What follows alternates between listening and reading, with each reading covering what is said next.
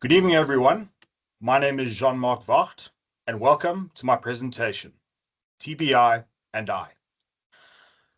I'm a traumatic brain injury survivor. More specifically, I'm a Glasgow Coma Scale 3 survivor, the lowest possible score on the scale doctors use to measure consciousness. But surviving was only the start. Nearly 20 years later, I'm still working out how to live with a life that came back changed. Since late 2024, I've used Microsoft Copilot, or CP as I call it, to help me make sense of my thinking. I record, transcribe, and summarize in order to reorganize and recognize. I call that process metacogging. Technology helps me get structure, but I do not want my own voice to disappear inside that structure. So this is my story told as plainly as I can. At midnight on 18 November 2006, I was walking in Rondebosch, Cape Town on Church Street, which is parallel to Main Road. I was a second-year UCT student studying film and English. I had just finished my exams and I was supposed to fly home to Johannesburg for the holidays, but I cancelled my flight. I hadn't even packed my residence room properly. I had sketched a big brain on my wall with quotes from Aldous Huxley and Jim Morrison. Looking back, the irony is hard to miss. That night, after a student house party, I was walking with friends when a speeding car came down the side road and hit me head on. I was the only one struck. I flew more than 20 meters and landed on my back. The accident report said I sustained a severe, diffuse traumatic brain injury. I shattered my left tibia and fibula, dislocated my right knee, fractured my left shoulder collarbone area, tore the top of my left ear, and was placed in an induced coma for about 24 days. But the injury that actually changed everything was the brain injury.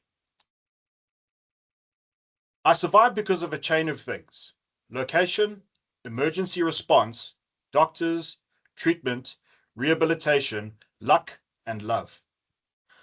But four things stand out. Factor one, the scene. Because the accident happened close to emergency support, I was intubated quickly. With a head injury, oxygen is everything. Factor two, the context. I'd been at a student party and had been drinking. This meant my body did not tense up when I was struck. Factor three, the phone call. I was using my friend Justin's phone because I'd lost mine months earlier. I'd saved my mother as Mama. Justin had saved his mother as Mom, and his mom was a retired nurse. This is who Captain Claessens called first. That meant Justin's mom helped direct first responders to the Vincent Pallotti Hospital and helped Captain Claessens get the correct number for my mother. My father died in 1999, and my mother never remarried. She used to say she was like a swan that mated for life. When that call came, she became the person who carried my TBI with me. She was at home cooking chicken a la king in preparation because her boy was coming back from Cape Town. Then she got the call. At first, she thought that maybe I'd just bumped my head. Then she saw car lights at the gate. Soon she was on her way to the airport, and by the time she reached the hospital, I was being wheeled into theatre. She shouted my name, squeezed my hand, and she swore I squeezed back. Maybe shock played tricks on her. Maybe I did squeeze back. I don't know. But she believed it. I owe my life to the neurosurgeons Dr. Kick and Dr. Cook, the emergency teams, and the staff at Vincent Pallotti. Factor 4, treatment. In 2006, ketamine was still experimental and controversial in neurosurgery, and part of me believed it helped preserve who I would become. I don't want to make survival sound easy or neat, because it wasn't. Survival was people, decisions, treatment, care, support, belief, faith, and love. When I woke from the coma, I was alive, but I wasn't back. There were moments of strange clarity. I remember the story of the neurosurgeons asking me for my mother's cell phone number. I recited it correctly, and one of them joked, "We programmed him right." For my mom, I think it meant one thing: I was still there. On the flight back to Johannesburg, the plane had flattened seats to make space for a stretcher. I was disoriented and confused my mother with a Cape Town nurse. But when I was given a phone, dialed my mother's number, and it rang, the nurse instantly became Teresa Vogt again, my mom, and I felt less afraid. After all of the operations at Mill Park Hospital and rehabilitation at Netcare Auckland Park, the physical recovery was long and exhausting. At Mill Park Hospital, I had bolts in my head and my leg. I wanted to get up before I understood what had happened. I would cry with my mother when reality began setting in. One memory from rehab stays with me. My neurotherapist, Jessica, would show me a picture and ask what I could see.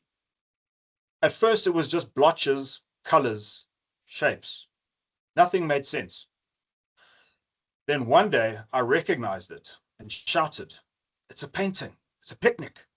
It's a painting of a picnic." That sounds small, but it wasn't. For the first time, the picture made sense. The world was starting to come back together. When people see broken bones, they understand them. There's a cast, an x-ray, an operation, a scar. These are something visible, but a brain injury is different. A changed personality does not come with a plaster cast. Changed memory, changed impulse control, mood, and identity are harder for people, I call them civilians, to understand. For a long time, I looked like I was recovering. I could walk, talk, laugh, go out and socialize, but inside there was conflict. I was trying to understand why I did not feel like the same person I used to be. I remember being too loud, over-laughing, trying too hard, feeling insecure, and desperately trying to convince people that I had not changed. But eventually, I felt like other people did not quite know what to do with me anymore. Honestly, I did not know what to do with myself either. That is one of the lonely parts of brain injury. You are recovering from what happened, while other people still expect the old version of you. I studied film, so I often make sense of things through stories. One film that stays with me is The Prestige. In the film, every magic trick has three parts: the pledge, the turn, and the prestige. The pledge is something ordinary: a bird, a coin, a person, a life, something you think you understand. The turn is when that ordinary thing changes, it disappears, breaks, or becomes impossible. The prestige is when it returns, and the audience wants to be fooled. The audience wants to believe it was the same thing that disappeared. Before my accident, I was the pledge: a student, a son, a friend, a young man who thought life would somehow work itself out. The accident was the turn. I disappeared from my own life. My body was broken, my brain was injured, and my family did not know who I would be if I woke up. Then came the prestige. I came back, but not exactly the same. That is the hardest part after brain injury. People who want the person to return to be the person who disappeared. But traumatic brain injury doesn't work like that. So I had to work out how to live as the Jean-Marc who came back. I learned that I need structure. Rehab gave me systems. Film school, sound engineering, and drafting college all gave me systems of structure. When structure was there, I could function, learn, and boldly contribute. When structure disappeared, I drifted. Depression became louder. Drinking became easier.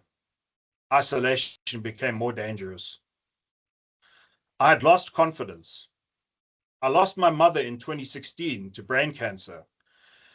And that was one of the biggest turning points of my life, because she was the only one who understood me, because she had gone through the injury with me. So I'm just having some water here.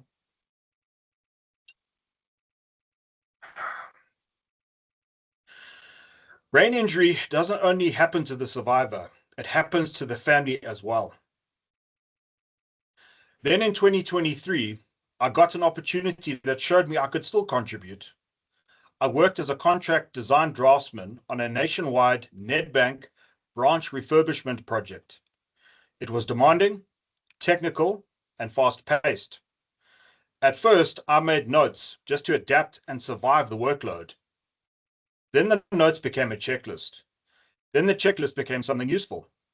I called it The Hitchhiker's Guide to Technical Drawing by JMV.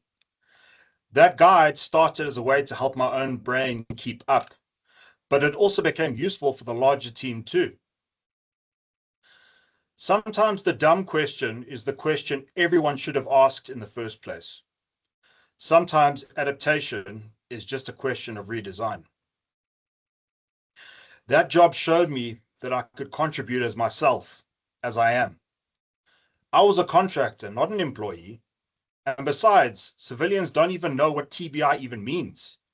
They just nod their head and nervously smile. If I can make a meaningful contribution, then it was because I was building systems around the way my brain works now. That brings me to technology, especially Microsoft Copilot, CP. For me, CP helps me put thoughts in order. I use it for journaling, tracking my budget, Excel learning, visuals, and I was prototyping an infographic on my medical history and symptoms in order to help the doctors save time in the pre-screening process. So far, I've done it for 2 different doctors, and they've been very thankful. The process I call metacogging is simple.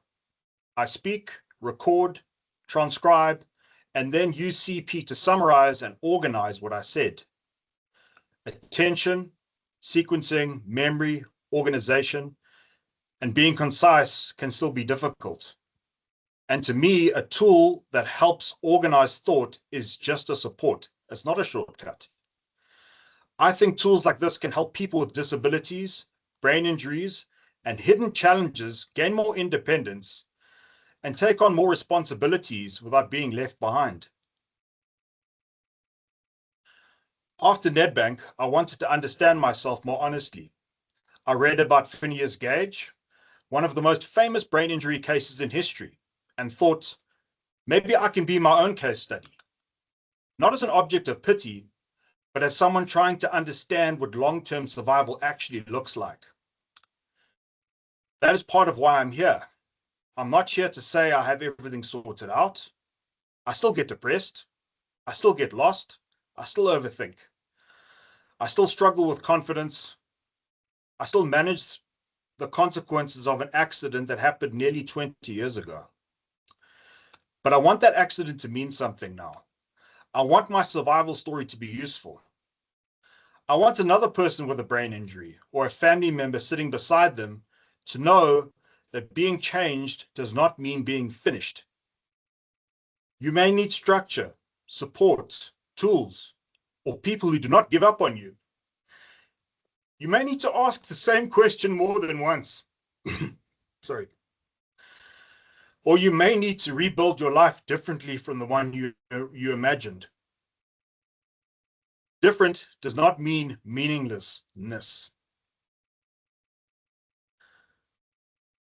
I'm not standing here because I returned to who I was.